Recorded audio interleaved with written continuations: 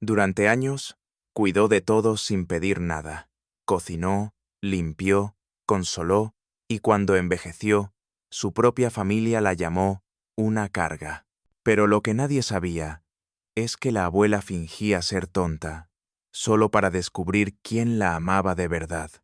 Y cuando lo supo, no gritó, no lloró, solo dejó una carta y un testamento que cambiaría sus vidas para siempre. Esta no es solo la historia de una abuela, es la historia de todas las que el mundo quiso olvidar. Me llamo Teresa Ramírez. Tengo 78 años, 2 hijos, 4 nietos, y hace tiempo que nadie me mira a los ojos. Vivo en la misma casa donde crié a mis hijos, donde enterré a mi esposo, donde tejí mantas, hice buñuelos, celebré cada Navidad. Ahora esa casa sigue de pie, sí, pero yo me siento cada vez más invisible dentro de ella. Mi hija mayor, Lucía, vive conmigo desde hace 5 años. Después de su divorcio, volvió con sus 2 hijos adolescentes, Andrés y Valentina, y su nuevo esposo, Ernesto, un hombre que siempre parece tener prisa o algo mejor que hacer. Cuando llegaron, pensé que sería temporal, que volverían a levantar vuelo. Pero los años pasaron y nunca se fueron. Cuando llegaron, se quedaron con mi casa, con mis espacios, con mi silencio. Lucía dice que estoy mejor acompañada, que es peligroso que una mujer de mi edad viva sola, pero la verdad es que nunca me he sentido tan sola como desde que todos ellos viven aquí. Lo meso, sin voz. El domingo pasado hice estofado, del bueno, con carne tierna, papas doradas y ese toque de laurel que aprendí de mi madre. Preparé la mesa como lo hacía cuando los niños eran pequeños. Mantel limpio, servilletas dobladas, pan recién horneado. ¿Qué hay de comer?, preguntó Ernesto, entrando sin mirar. Estofado, dije con una sonrisa que nadie devolvió. Lucía ni siquiera se sentó a comer conmigo. Estaba en el teléfono con su grupo de liderazgo femenino. Valentina se sirvió un plato, lo miró con asco y dijo que era comida de abuela. Andrés solo tragó en silencio, con la cabeza en el celular. Nadie preguntó si yo ya había comido. Nadie comentó si estaba rico. Nadie dijo gracias. Después, como siempre, me quedé lavando los platos, escuchando las risas desde la sala, sintiendo cómo cada gota de agua que caía en el fregadero era otra palabra que nunca me dijeron. La idea absurda, esa noche que no pude dormir. Me pregunté qué pasaría si mañana me fuera, si saliera por la puerta y no regresara. ¿Lo notarían? O peor, ¿lo agradecerían? Y entonces, como una chispa en la oscuridad, nació una idea. Una idea loca, absurda, pero irresistible. ¿Qué pasaría si finjo que estoy perdiendo la memoria? ¿Qué pasaría si dejo de ser útil, funcional, correcta? ¿Quién se quedaría a mi lado si dejo de servirles?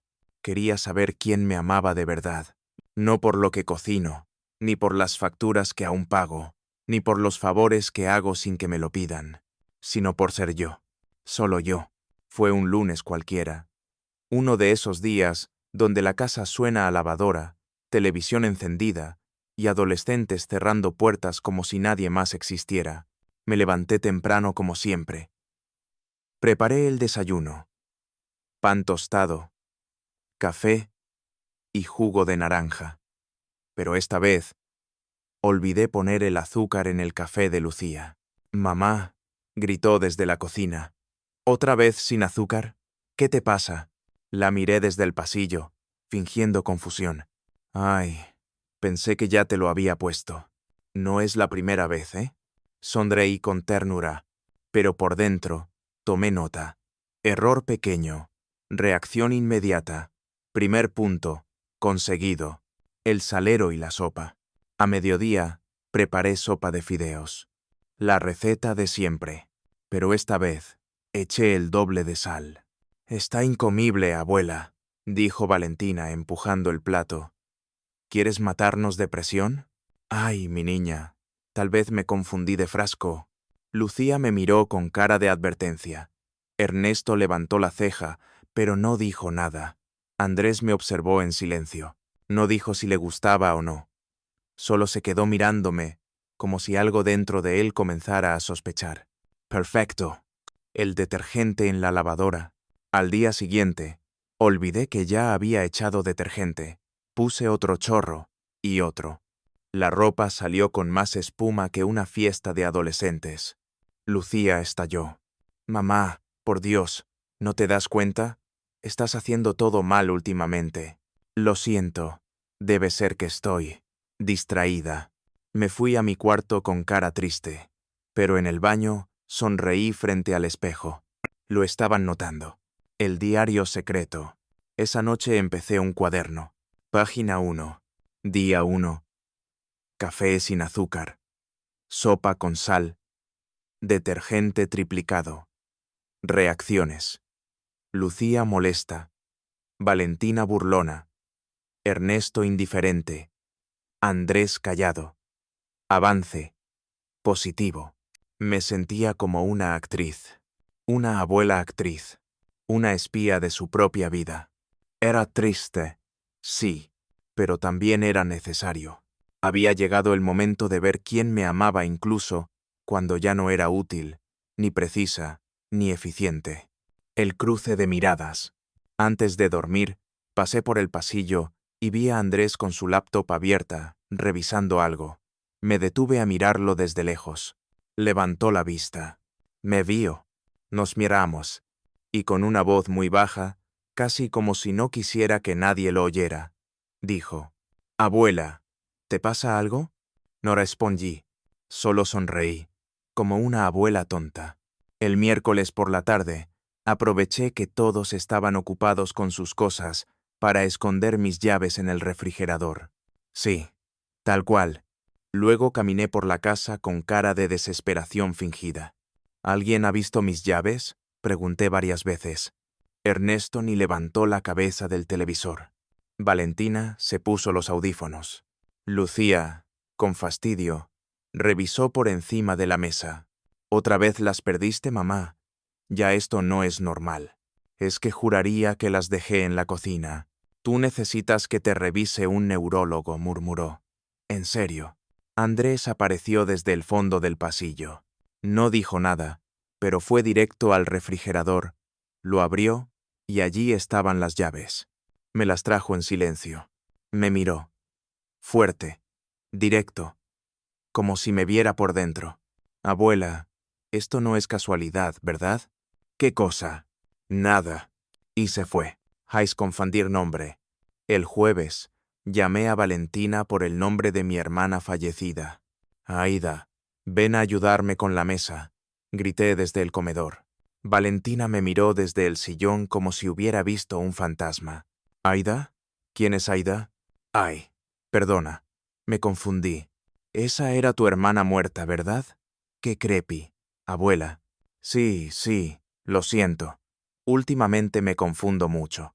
Lucía, que lo escuchó todo desde la cocina, me miró fijamente.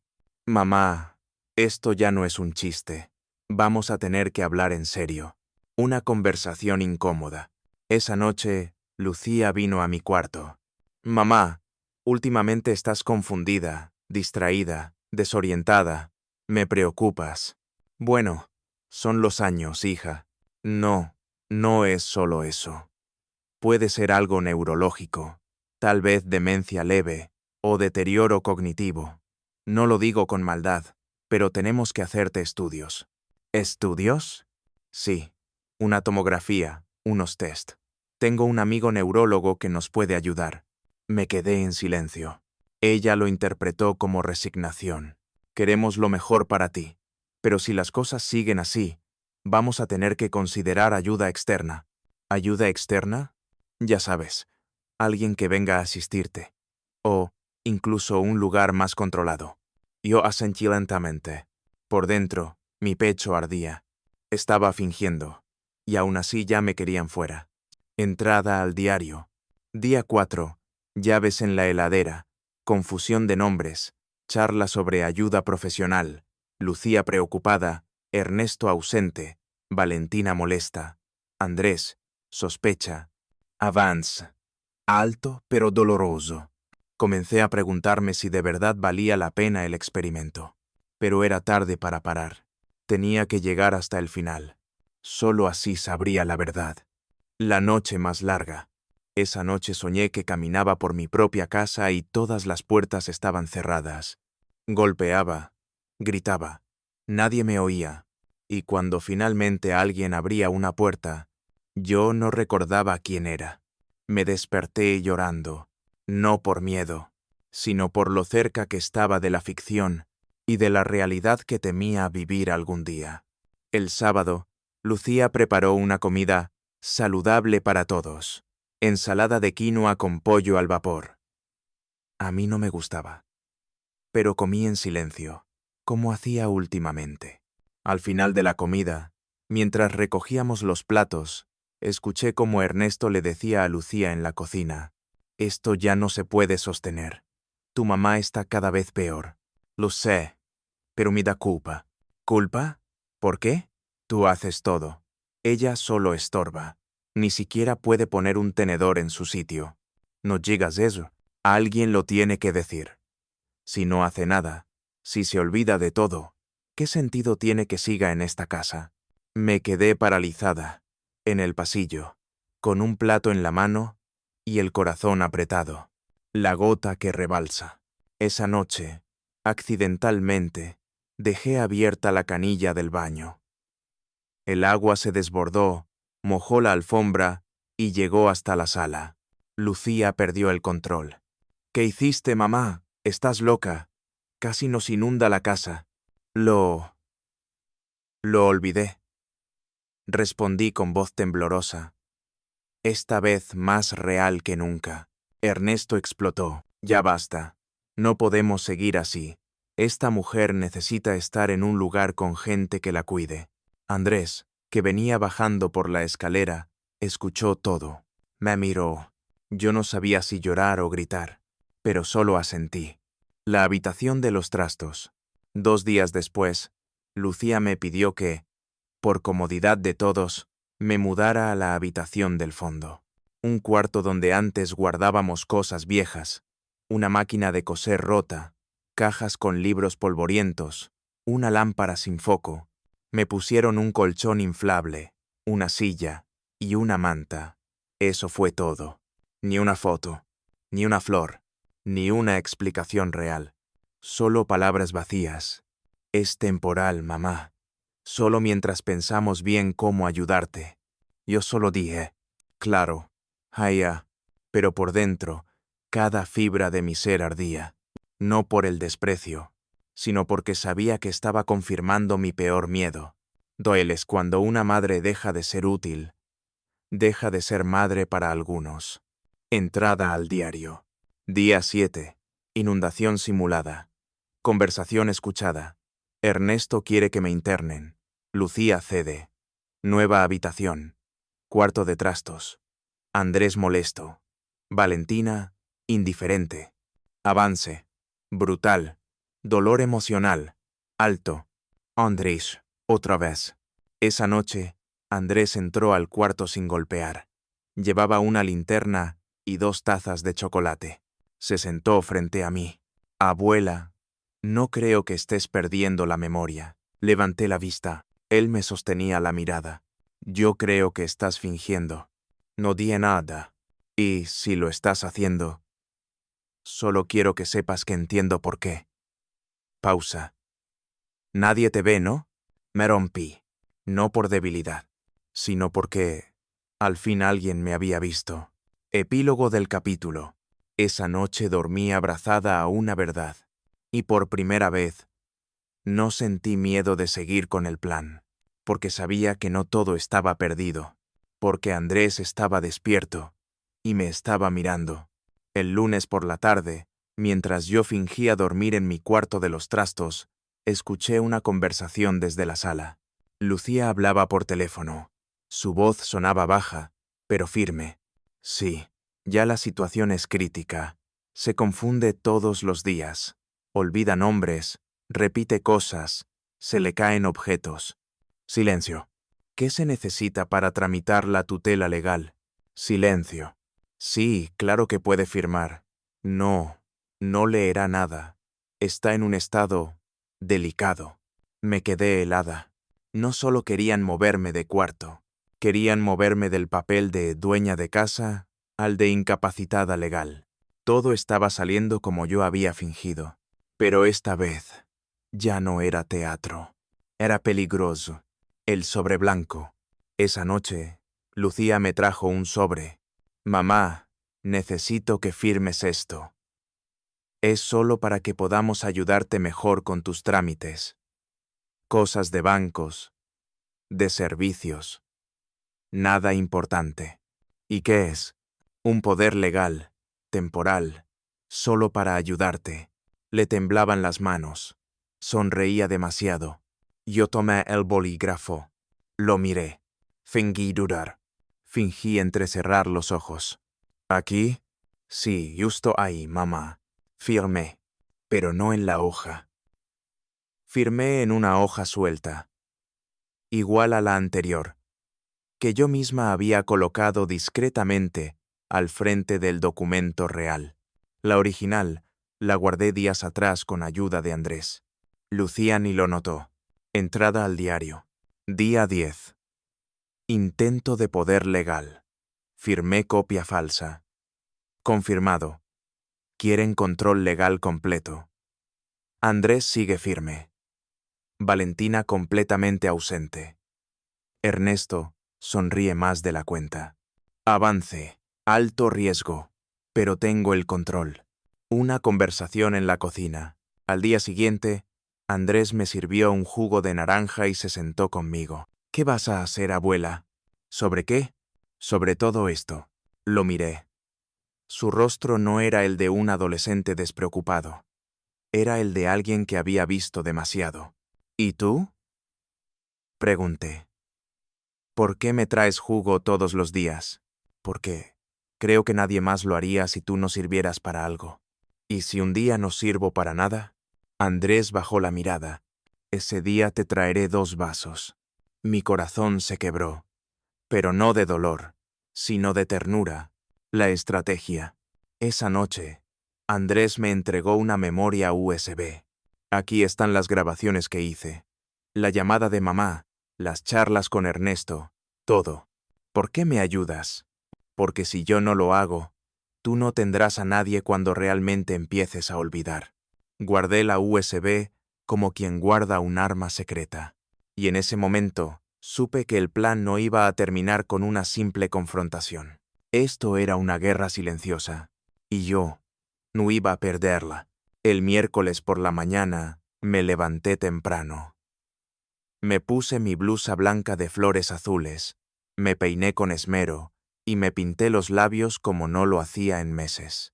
Era el día perfecto para ir al notario. Con ayuda de Andrés, quien fingió acompañarme a una consulta médica, salimos de la casa sin que nadie sospechara. Ernesto ya estaba en el trabajo y Lucía en una llamada interminable en su coaching de abundancia. Andrés pidió un taxi por aplicación y me acompañó en silencio. ¿Estás segura de esto? Preguntó. Segurísima.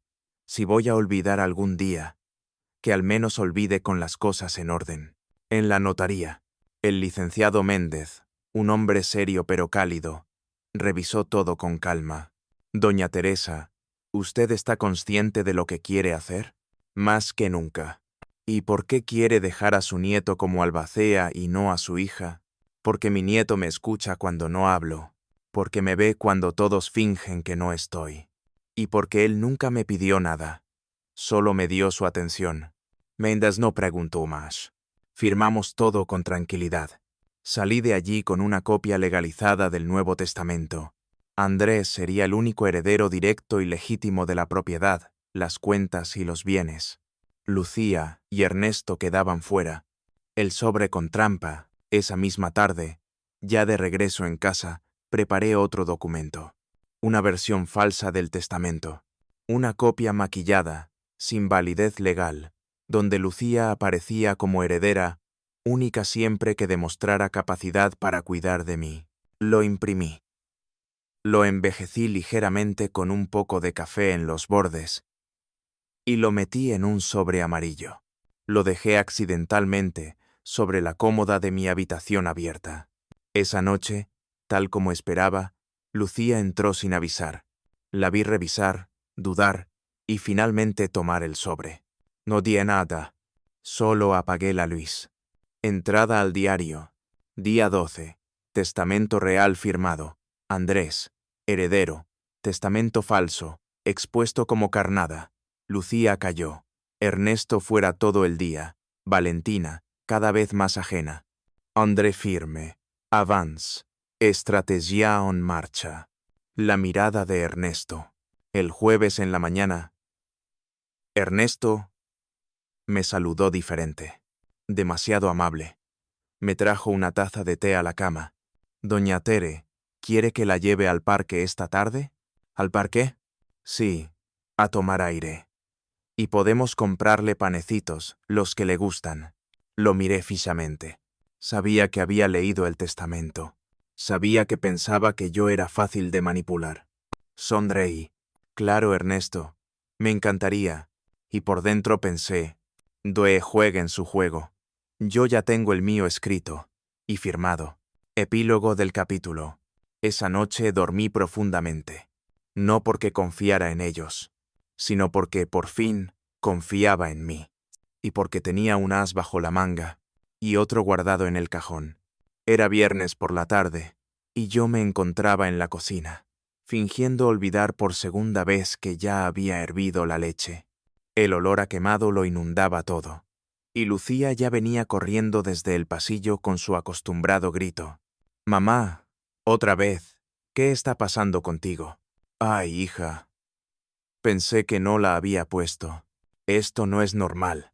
Y entonces, sin que nadie lo esperara, apareció Valentina. No con su celular en la mano. No con sus audífonos. No con la típica mirada de fastidio adolescente. Sino con algo en la mano. El testamento falso. «¿Qué es esto?», preguntó, sosteniéndolo frente a Lucía. Mi hija palideció. «¿Dónde lo encontraste?», balbuceó. «En el cajón de tu ropa». «¿Por qué tienes algo que dice que la abuela te deja todo? ¿No se supone que no puede firmar nada?». Lucía la miró. No supo qué decir. Y Ernesto, que entraba justo en ese momento, trató de intervenir. «Es solo un documento antiguo. Nada oficial». Pero Valentina no era tonta. ¿Le están ocultando algo a la abuela? El choque de generaciones. «¿Qué está pasando aquí?», preguntó Andrés, que también había escuchado el alboroto. «Eso quiero saber yo», respondió Valentina. «Mamá y Ernesto tienen un testamento que dice que la abuela les deja todo. Pero ella supuestamente está mal, ¿no?». Lucía empezó a sudar. «No sabes de lo que hablas. Estamos tratando de cuidarla». «¿Cuidarla o controlarla?», dijo Andrés, mirando fijamente a su madre. Ernesto levantó la voz. «Basta ya. Este no es tema para niños». «Yo no soy una niña», gritó Valentina. «Y esta casa también es mía, de mis recuerdos, de mis abuelos. No quiero verla convertida en campo de batalla por avaricia». La voz que rompió el silencio. Desde la cocina, los escuchaba a todos. Sabía que había llegado el momento. Entré en la sala con paso lento, pero firme. «No peleen, por favor», dije. «Si tienen algo que preguntarme, háganlo ahora». Lucía me miró con incredulidad. «¿Tú sabías?» «Claro que sí». «¿Desde cuándo?» «Desde el día que dejé de ser parte del comedor y me convertí en un mueble más de esta casa». «¿Y estás bien?», preguntó Valentina, de repente con una dulzura desconocida. «Estoy mejor que nunca, mi niña, porque por fin los escucho decir lo que realmente piensan». Entrada al diario. Día 14. Valentina encontró el testamento falso. Confrontación total en la sala. Andrés defendiendo. Valentina despierta. Lucía y Ernesto expuestos. Reacción emocional fuerte. Avance. Rompimiento del silencio. Epílogo del capítulo. Esa noche nadie habló durante la cena. Ernesto salió a tomar aire. Lucía encerrada en su cuarto, con la puerta cerrada con llave. Valentina, en su habitación, leyendo el testamento una y otra vez. Andrés me miraba de vez en cuando, con una mezcla de orgullo y preocupación. Y yo cené sola en la cocina. Pero esta vez no me sentí sola, porque por fin me estaban viendo. La mañana del sábado amaneció gris. Lucía no bajó a desayunar. Tampoco habló conmigo durante todo el día. Ernesto ni se apareció. Andrés salió a dar una vuelta en bicicleta. Y Valentina estuvo extrañamente callada, como si tuviera algo importante masticándosele en el pecho. Cerca del atardecer, mientras regaba las plantas del pequeño patio, sentí pasos detrás de mí. Era Lucía. No llevaba maquillaje, ni sus joyas, ni su falsa sonrisa de mujer fuerte. Solo era ella, mi hija, con el rostro cansado, con una mirada que ya no escondía miedo, sino vergüenza. ¿Podemos hablar? Claro, le respondí sin dejar de mirar las plantas. La conversación que nunca tuvimos. Nos sentamos en la mesa de la cocina. Le serví café. Ella ni lo tocó. Mamá, yo no sabía que estabas fingiendo. ¿Y si no lo estuviera? Lucía bajó la mirada. Te juro que pensé que estabas perdiéndote, olvidando. Y sí, también lo usé a mi favor. Porque estoy cansada, mamá. Esta casa me asfixia, mi vida me pesa, todo me supera. Y pensaste que si yo desaparecía legalmente, el resto se acomodaría. No quería desaparecerte. Solo controlar lo que estaba descontrolado. ¿Yo era lo descontrolado? Silencio. No sé en qué momento me volví así, susurró Lucía, casi sin aire. A veces pienso que te convertiste en carga, pero otras veces me doy cuenta de que siempre fuiste la base. La única que estaba, la confesión de Teresa. Le tomé la mano. Lucía, te lo voy a decir claro. Sí, fingí. Fingí olvidar. Fingí confundir nombres. Fingí dejar abiertas las llaves del gas, del agua, de la memoria. ¿Por qué? Porque necesitaba saber si aún me veías, si aún me escuchabas, si alguien aquí todavía me amaba sin que yo hiciera cosas útiles. Lucía se cubrió la cara con las manos. Dios mío, no te culpo del todo, pero sí te hago responsable.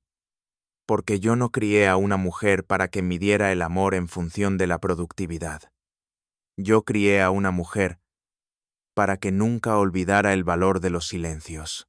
Entrada al diario. Día 15. Conversación cara a cara con Lucía.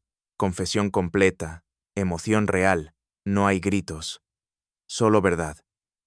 Primer momento de reconocimiento mutuo desde hace años. Avance.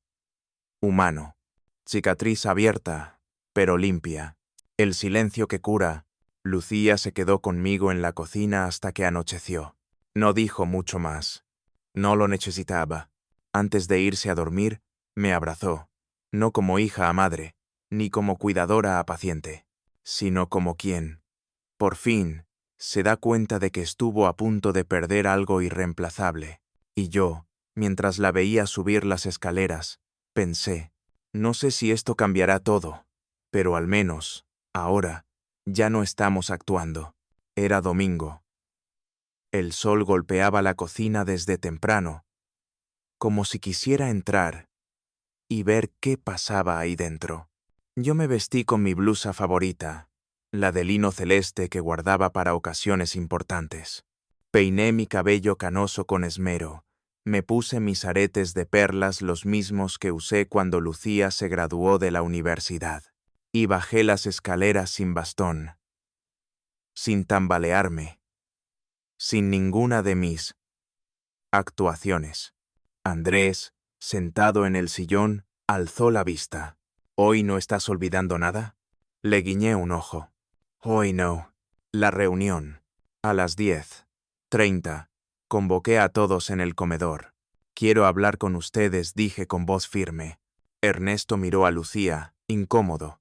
Valentina apareció con cara de ¿qué pasa ahora? Andrés ya sabía lo que venía. Lucía se sentó sin decir palabra. Me quedé de pie. Durante semanas, fingí que estaba perdiendo la memoria. Fingí ser una abuela despistada, torpe, inútil. Y ustedes lo creyeron. Un silencio espeso cayó como cortina sobre la sala. Lo hice porque necesitaba saber la verdad. ¿Quién me amaba por mí? ¿Y quién solo me soportaba mientras servía para algo? La revelación. Puse sobre la mesa 2 sobres. Uno blanco, uno amarillo. Dije, señalando el blanco, es el testamento real. Y mostrando el amarillo fue una trampa. El primero dice la verdad. El segundo, lo que ustedes esperaban leer. Valentina dio un paso al frente. ¿Cuál firma usted? El blanco. Lucía se levantó lentamente. ¿Y qué dice ese testamento, mamá? Que dé yo todo. A Andrés. Ernesto se puso rojo. ¿Qué estás diciendo? Lo que oíste, respondí. Andrés es el único que me miró cuando nadie lo hacía. Es el único que me trajo un jugo sin pedírselo. El único que preguntó, ¿estás bien, abuela? Las reacciones. Esto es un golpe bajo, gritó Ernesto. Nos manipulaste, dijo Lucía, entre lágrimas. ¿Manipular? Me reí, sin ironía. Ustedes me arrinconaron. Me encerraron en un cuarto con cajas y telarañas. Me hicieron firmar papeles ilegales. Me dejaron de lado en mi propia casa. No sabíamos qué hacer contigo. No tenían que hacer nada. Solo estar. Solo escuchar. Solo recordar que yo no soy un mueble. La decisión de Valentina. De pronto, todos se callaron. Valentina habló. Yo no hice nada, ni bueno ni malo. Solo me quedé al margen. Y eso, ahora lo veo, también fue traición. Me miró a los ojos. Perdón, abuela. Estás a tiempo, mi niña, le dije. A tiempo de decidir de qué lado quieres estar. El del silencio o el del amor. Entrada al diario. Día 17. Declaración pública. Testamento real revelado. Andrés, heredero. Lucía y Ernesto. Furia y lágrimas. Valentina pidió perdón. Momento más honesto desde que comenzó todo. Avance, irreversible. Dignidad, restaurada. Epílogo del capítulo. Esa noche no hubo cena familiar. Cada uno se encerró en su cuarto. Pero yo comí en el jardín, con Andrés y Valentina. Ella me ayudó a servir. Él lavó los platos. Y por primera vez en meses, nadie me preguntó si necesitaba ayuda. Lo hicieron, simplemente, porque sí. Pasó una semana desde que revelé el testamento. La casa estaba más silenciosa que nunca, no por paz, sino por tensión. Lucía no me dirigía la palabra. Ernesto apenas saludaba. Valentina se mantenía cerca, como si buscara redimirse con gestos pequeños. Me ayudaba a tender la cama, me traía té, me escuchaba hablar de flores sin mirar el reloj. Andrés. Bueno, él ya no era el mismo muchacho tímido de antes. Caminaba con la frente en alto. Me abrazaba sin miedo, pero la calma no duró. Un viernes por la mañana, mientras preparaba mi desayuno, escuché a Lucía hablando por teléfono en voz baja, en la sala. No necesitaba esforzarme mucho para oír. Sí, ya tengo una copia del testamento. Mi madre está manipulada. No está bien mentalmente. Tengo grabaciones donde habla sola. Silencio. Sí. Si logramos demostrar que no estaba en pleno uso de sus facultades, el testamento puede anularse. Silencio. Claro que tengo testigos.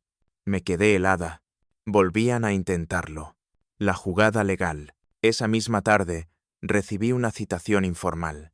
Una entrevista evaluadora, con un perito designado por el abogado de Lucía. Querían evaluarme psicológicamente. Ernesto incluso se atrevió a decirme, «Doña Tere, no es nada grave. Solo para asegurarnos de que no haya confusiones legales». Usted sabe, todo tiene que estar en orden. ¿En orden para quién? Para todos. ¿O para ustedes? Sonrió. Esa sonrisa cínica que ya conocía demasiado bien. La sorpresa del domingo. Lo que ellos no sabían era que yo también había grabado cada conversación, cada amenaza disfrazada de amabilidad, cada palabra dicha cuando pensaban que yo no escuchaba. Andrés me ayudó a organizar todo en carpetas. Valentina, en un gesto inesperado, aportó su propio testimonio. Capturas de mensajes entre sus padres, donde hablaban de internar a la abuela para evitar problemas legales.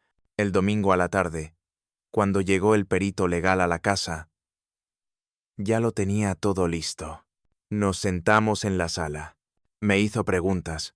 Le respondí con claridad, fechas, nombres, incluso referencias literarias. ¿Puede decirme el nombre completo de sus hijos?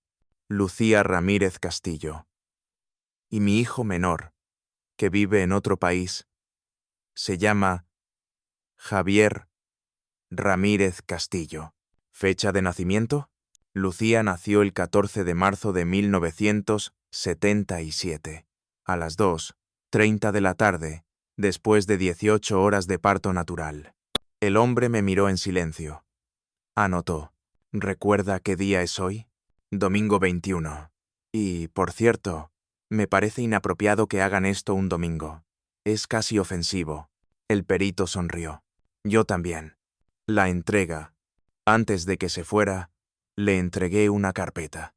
Aquí tiene documentos y grabaciones que respaldan mi estado mental y también otras cosas que usted sabrá cómo interpretar. ¿Está segura? Tan segura como estuve cuando me negué a dar en adopción a una gata embarazada en 1992. No me subestime, joven. Se fue en silencio, más respetuoso que cuando llegó. Entrada al diario. Día 24. Intento de anulación del testamento. Evaluación psicológica, superada con elegancia. Entrega de pruebas. Andrés y Valentina, testigos clave. Lucía y Ernesto, sin margen. Avance. Defensa total activada. Estoy lista. Epílogo del capítulo. Esa noche, Andrés me preparó una cena sencilla. Valentina puso música suave en el comedor. Comimos los tres, juntos. Lucía no bajó. Ernesto tampoco. Pero no los necesitábamos. Porque la verdad, cuando se defiende con dignidad, ya no necesita gritar. Solo necesita mostrarse. El lunes por la mañana sonó el teléfono fijo de la casa. Algo raro en estos tiempos. Contesté con calma. ¿Señora Teresa Ramírez? Con el habla. Le llamo de parte del estudio jurídico Rojas Rivas. Representamos a su hija, la señora Lucía Ramírez Castillo. Buenos días. Estamos solicitando la apertura formal de un expediente de impugnación sobre el testamento que usted firmó hace 2 semanas. Nuestra cliente considera que el mismo fue firmado bajo manipulación emocional e incapacidad mental parcial. Me acomodé en la silla. ¿Tienen pruebas? Nuestra cliente presentará testimonios, antecedentes médicos y grabaciones donde usted parece confundida, repetitiva y desorientada. Sonreí. Perfecto. ¿Perfecto? Sí. Porque yo también tengo grabaciones. Silencio del otro lado. Y a diferencia de las suyas, las mías no están editadas. Le deseo suerte. Pero le adelanto algo. La va a necesitar. Colgué sin temblar. La invitación final. Esa misma tarde, imprimí 4 cartas. Las coloqué sobre la mesa del comedor. Una para Lucía, una para Ernesto, una para Valentina y una para Andrés. Reunión familiar. Miércoles. 8:0 p.m. en el comedor. Traigan verdad. Yo pondré el café. Miércoles. 8:0 p.m. Todos llegaron. En silencio. Ernesto con cara de abogado barato. Lucía tensa, con el celular en la mano como si fuera un arma. Valentina y Andrés, expectantes. Yo ya tenía todo listo. En el centro de la mesa, una laptop conectada a un parlante y una carpeta con copias impresas de correos, mensajes, capturas y transcripciones. Antes de que sigan intentando borrarme con abogados, dije, les voy a mostrar quién soy. No lo que creen, no lo que proyectan, lo que soy, lo que he sido y lo que nunca más voy a permitir. Fuse Play. Las grabaciones.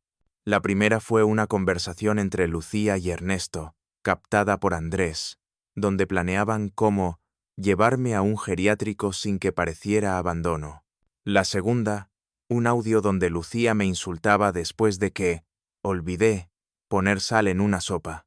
La tercera, un video de mí misma, grabado por Andrés, leyendo de memoria un poema de Neruda y luego resolviendo un sudoku, todo con fecha posterior al testamento. No eran solo pruebas, eran espejos, y ellos tuvieron que mirarse. Reacciones. Lucía soltó el celular. Ernesto se puso de pie, pero no dijo nada. Valentina empezó a llorar. Esto es una emboscada, murmuró Ernesto. No, esto es una mesa, y todos estamos sentados, por primera vez en mucho tiempo. Lucía me miró. ¿Qué quieres, mamá? Que paren, que no mientan más. Que si van a odiarme por dejarles fuera del testamento, al menos lo hagan con la verdad, no con excusas legales. Silencio. Y que recuerden algo. Yo no soy la abuela que se les olvidó. Soy la mujer que los vio crecer y que decidió dejar de fingir. Entrada al diario. Día 26. Reunión familiar. Presentación de pruebas. Impacto emocional fuerte. Nadie desmintió nada. Lucía quebrada. Ernesto sin salida. Valentina llorando. Andrés firme. Avance. Enfrentamiento directo y cierre emocional.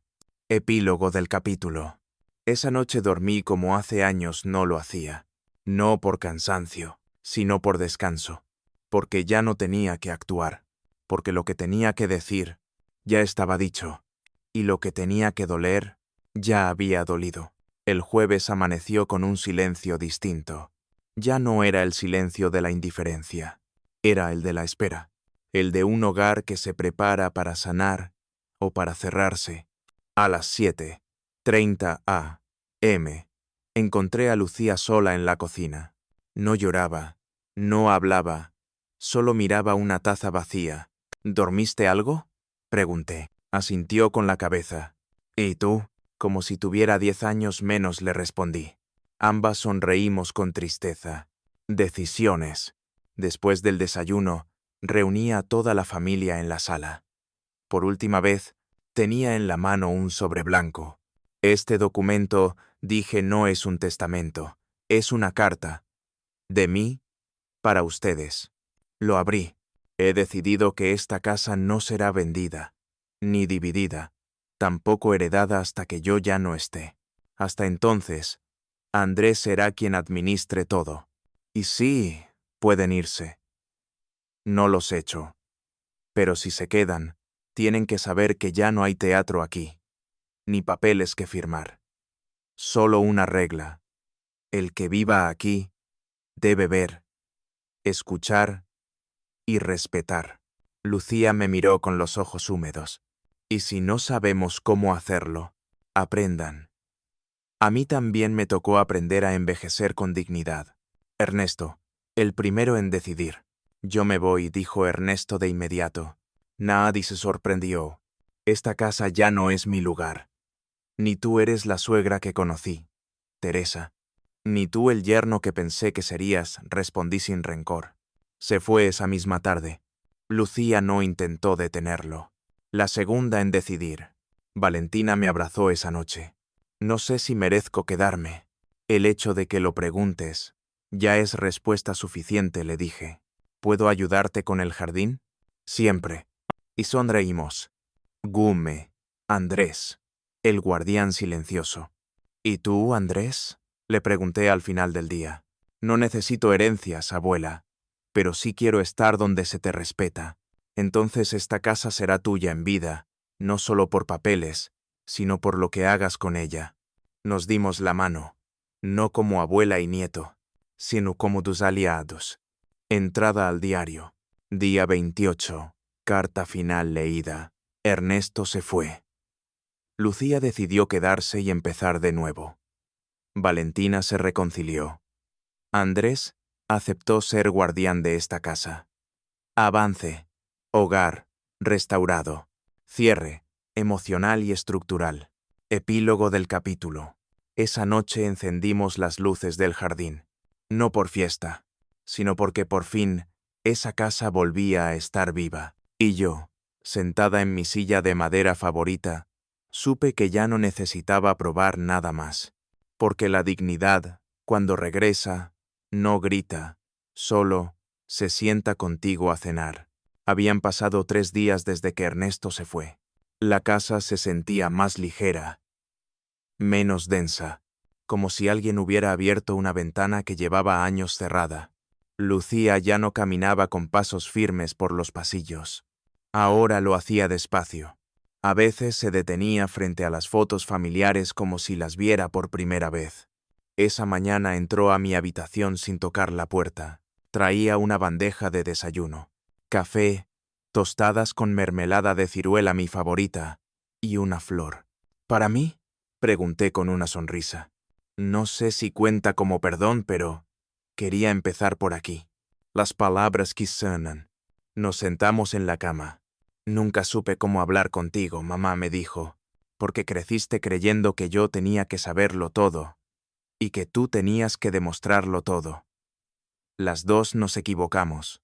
Pensé que te estabas volviendo invisible, y no supe cómo lidiar con eso. No eras la única.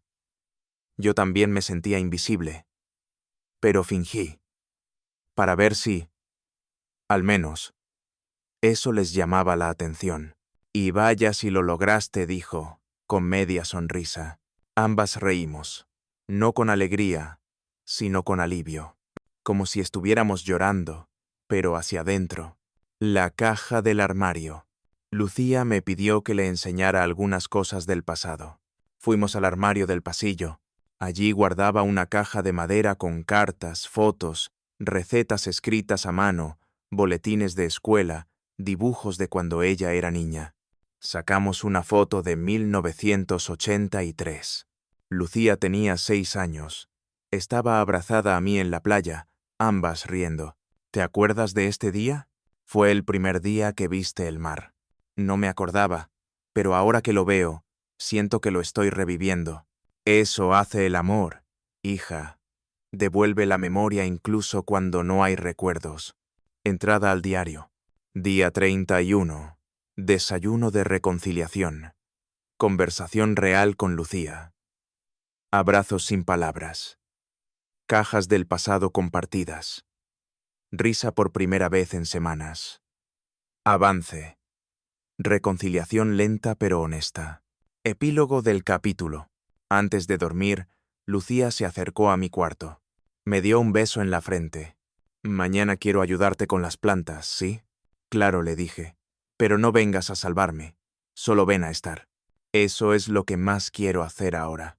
Y así, 2 mujeres que antes compartían techo pero no corazón, comenzaron a encontrarse. No en la obligación, sino en la voluntad. Porque a veces, el amor necesita empezar desde cero, incluso entre madre e hija. Era domingo por la tarde. El sol caía lento sobre las macetas del patio. Andrés arreglaba una silla vieja con clavos y paciencia. Valentina leía en el porche. Lucía cocinaba algo que empezaba a oler a hogar. Yo estaba en mi habitación, con una libreta nueva. De esas, con hojas gruesas y portada de flores. Y por primera vez en mucho tiempo, no escribía en mi diario. Escribía una carta. La carta.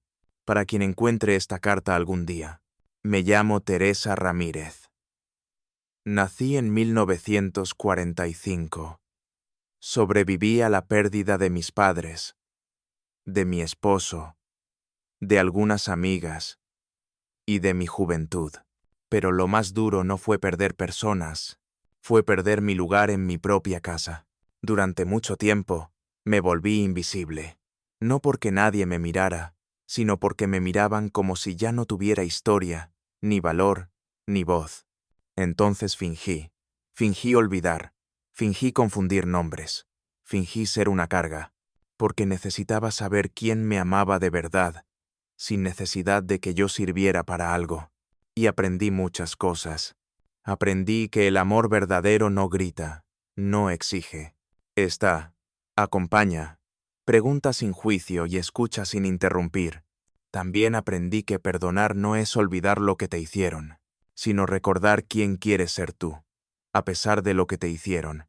A ti, que estás leyendo esto, si alguna vez te sientes como si ya no tuvieras lugar en tu casa, en tu familia, en tu vida, resiste.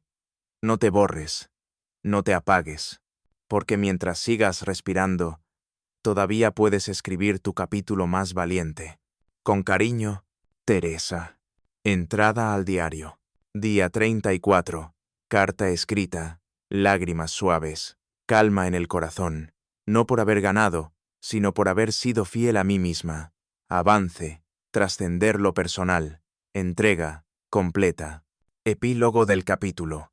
Guardé la carta dentro del diario. Y el diario dentro de la caja de madera del pasillo. No para que la encuentren ahora, sino cuando sea necesario. Y salí al patio. Andrés me ofreció la silla reparada. Valentina me miró y sonrió. Lucía sirvió el té sin que nadie lo pidiera. Y entonces lo supe. El amor que se da sin pedir es el que más queda cuando ya no estemos. Era un jueves cualquiera, pero esta vez la casa se sentía distinta. No por lo que tenía, sino por quienes habían decidido quedarse en ella. Valentina pegaba una lista de compras en la nevera. Andrés barría el pasillo mientras tarareaba. Lucía cocinaba sin instrucciones. Y yo simplemente los observaba. No como una madre, no como una abuela, sino como una mujer que, por fin, ya no tenía que fingir para ser amada. La mesa completa. Esa noche, cenamos todos juntos. Sin teléfonos, sin discusiones, sin ausencias. Lucía sirvió la sopa, con la sal justa. Andrés trajo pan recién horneado. Valentina puso velas aunque nadie lo pidió. Yo me senté al centro, no porque fuera la abuela, sino porque ellos mismos dejaron ese lugar para mí. ¿Por qué no celebramos algo?, preguntó Valentina, de pronto. ¿Y qué celebramos?, dijo Lucía. Que estamos aquí, que nadie se fue, que esta casa volvió a tener ruido, del bueno. Todos sonrieron. Yo también. Entrada final del diario. Día 40. Cena con todos. No hubo drama, solo risas suaves, miradas sinceras, cucharas que no interrumpen conversaciones. Avance, completado, cierre, en paz. Epílogo del capítulo y de la historia. Esa noche, después de lavar los platos, salí al jardín. La luna estaba redonda, como una promesa cumplida. Andrés me alcanzó una manta. Valentina se sentó a mis pies, leyendo en voz alta una historia que escribía. Lucía apagó las luces de la sala, pero dejó una encendida en la cocina. Por si alguien quiere un té más tarde, dijo. Y entonces lo supe. No hacía falta más testamentos, ni pruebas, ni teatros. La verdadera herencia ya estaba ahí. En cada gesto pequeño, en cada palabra no dicha pero sentida, en cada decisión de quedarse, sin que nadie lo exigiera.